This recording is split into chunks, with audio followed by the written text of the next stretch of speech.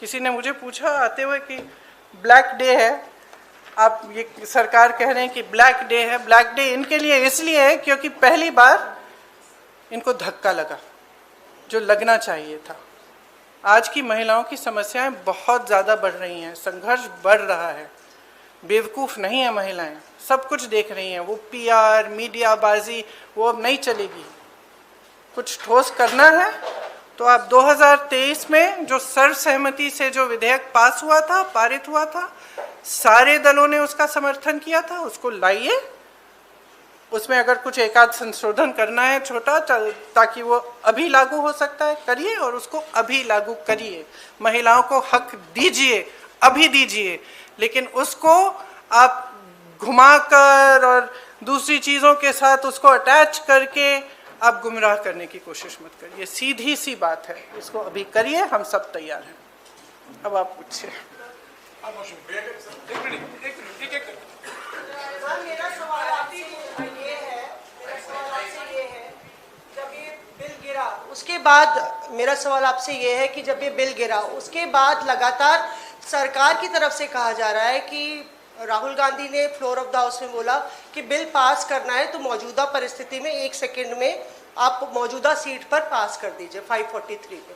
तो क्या विपक्ष उसके लिए तैयार होगा? अभी कि तो जो आपने बोला जो 2023 वाला बिल है, पर अगर मौजूदा सीट 543 है, वही तो है। 2023 का जो विधेयक है उसमें ये था कि इन्हीं सीटों में से आप 33% महिलाओं को देंगे। मैम उसमें लिखा था कि सेंसस के बाद डिलिमिटेशन होगा, उसके बाद तय की जाएगी जो भी सीट होंगी उस पे 1/3 मिलेगा। तो यानी कि सीटें बढ़ती, पर नहीं, 543 में से ही था। तो उसके लिए आप लोग तैयार हैं? हाँ, बिल्कुल तैयार है। जी प्रियंका जी, दो दिनों तक हमने बहस देखी और अब क्रेडिट उधर से भी क्लेम किया जा रहा है, आप लोग भी दावा कर रहे हैं। नहीं, हम क्रेडिट का दावा नहीं कर रहे हैं। हम आपको इतिहास के बारे में बता रहे हैं। कांग्रेस पार्टी ने 1928 में शुरू की ये बात, और कांग्रेस पार्टी की ही ये बात थी जिस वजह से आज आज़ादी के पहले दिन से महिलाओं को भारत में वोट डालने का मौका मिला और अधिकार मिला। तो मैम सवाल ये था कि बीजेपी और एनडीए पूरे देश में अभियान चलाने जा रही है। आपने देखा कि कल शाम को प्रदर्शन हुए, देश भर में प्रदर्शन हमने देखा बीजेपी की तरफ से, और ये दिखाने की कोशिश है कि महिला विरोधी है कांग्रेस और इंडिया अलायंस। इसकी काट में आप लोगों की तरफ से क्या कोई अभियान चला जाएगा? क्या रणनीति होगी कांग्रेस की और इंडिया अलायंस की इसकी काट के लिए? जो बात आप कह रही है वो देश के आम लोगों तक कैसे ले जाएंगे? देखिए, जैसे मैंने कहा, देश की जनता जो है उसमें बहुत ही ज़्यादा विवेक है। अगर इनको अभियान करना है पूरे देश भर में, खुलकर करें। लेकिन आज देश उस परिस्थिति में नहीं है जो 12 साल पहले था। कल बार बार अमित शाह जी कह रहे थे, आदरणीय अमित शाह जी कह रहे थे कि हमारी बातों पर भरोसा करिए। कोई भरोसा नहीं कर रहा है। असली पॉइंट तो ये है कि जनता का भरोसा उठ रहा है। तो आप जब कुछ कह रहे हैं तो उसको फेस वैल्यू पे जनता आज नहीं ले रही है। कई सवाल हैं, आपके पास वक्त है ना? हाँ, सिद्धार्थ। पति का जन्मदिन है तो थोड़ा शॉर्ट रखिए। मैम ये सवाल ये है, मैम सवाल ये है, यहाँ पे विमेंस कर लेते हैं। Okay, after this one. Ma'am सवाल ये है कि आप लोग कह रहे थे कि ये वुमेन रिजर्वेशन बिल सिर्फ एक ढाल है, पीछे से एक मंसूबा डिलिमिटेशन पास कराना है। अभी भी डिलिमिटेशन बिल के लिए कल जब जो मंत्री किरण रिजिजू है उन्होंने कहा कि बाकी 2 बिल अब मैटर नहीं करता है, इसको हम बाद में पुटअप करेंगे। डिलिमिटेशन की मैं बात कर रहा हूँ, उस पर आप लोग कैसे आगे इसको चीज़ रखेंगे? हमारा स्टैंड बहुत क्लियर है। पूरे अलायंस ने अपना स्टैंड बहुत क्लियर किया है, और इस वोट से और भी स्पष्ट हुआ है कि हमारी मानसिकता में, मानसिकता नहीं, हमारी समझ में ये जो बिल लाया गया और ये जो 3 दिनों की चर्चा चली, ये महिला आरक्षण की नहीं थी, ये परसीमन पर ही थी। और इस पर हमने सब ने अपने विचार बहुत स्पष्टता से व्यक्त कर लिए हैं। देखिए, ये परसीमन आयोग बनाना चाहते हैं जिसमें ये 3 जने अपने लगाएंगे, जैसे इन्होंने बाकी सारे आयोग बनाए हैं। और सबको कैप्चर किया है, तो हम भरोसा कैसे करें? आपने देखा परसीमन में इन्होंने असम में क्या किया है और JNK में क्या किया है। विपक्षी दलों के नेताओं की सीटों का विभाजन, अपनी मनमानी से काटपीट। JNK में कुछ सीट ऐसी हैं जहां एक जगह एक हिस्सा इधर है, एक हिस्सा उधर है, सिर्फ अपनी सत्ता बनाए रखने के लिए। कौन भरोसा कर सकता है? जनता भरोसा नहीं कर रही है। आप कह रहे हैं कि हम भरोसा करें उनकी।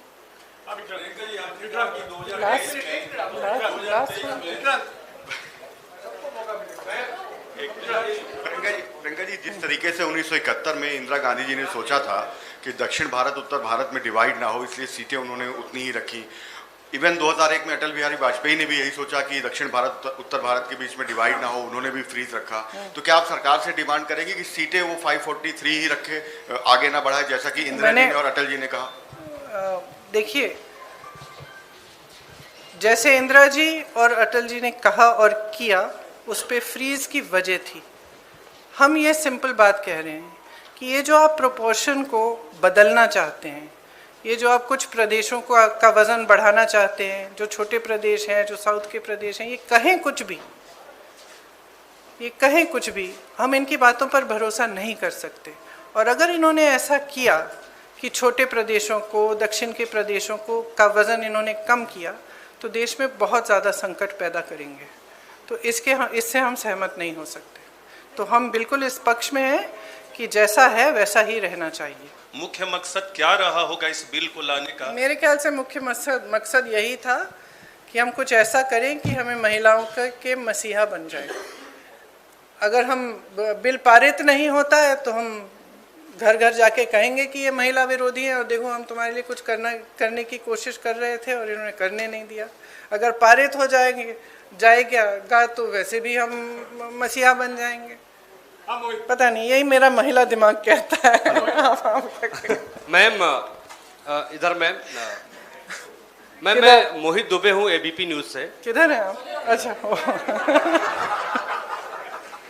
मैम, मेरा सवाल ये है कि आप लोगों ने कहा कि हम महिला आरक्षण के विरोध में नहीं हैं, परिसीमन के विरोध में हैं, लेकिन वही दूसरी ओर भारतीय जनता पार्टी और NDA के लोगों ने कहा कि नहीं, महिला विरोधी आप लोग हैं, महिला आरक्षण के विरोधी हैं। सवाल मेरा ये है कि आज आप लोगों ने बैठक की है, बैठक में आप लोगों ने क्या फैसला किया? क्या ये भी फैसला किया कि प्रधानमंत्री नरेंद्र मोदी से मिलकर आप लोग जो है मांग करेंगे कि 543 सीटों में से ही महिला आरक्षण लागू किया जाए? और अगर वो आपकी बात नहीं मानते हैं तो आगे आप लोग क्या करने? क्या राष्ट्रपति से भी मिलने की कोई उम्मीद है?